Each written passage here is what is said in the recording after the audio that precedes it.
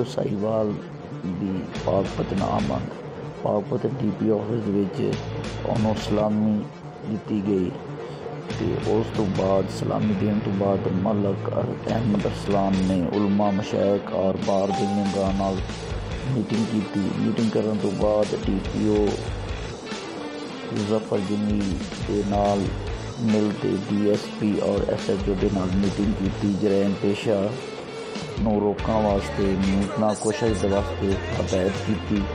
Baaja RPO ਨੇ ਅਰਸਲਾਨ ਮਲਕ ਨੇ ਸ਼ੋਦਾ police ਪਾਕਪਤਨ ਦੀ ਫੈਮਲੀਆਂ ਨਾਲ ਵੀ ਮੁਲਾਕਾਤ ਕੀਤੀ ਅਤੇ ਉਹਨਾਂ ਨੂੰ ਗੁਫਤ ਵੀ ਦਿੱਤੇ।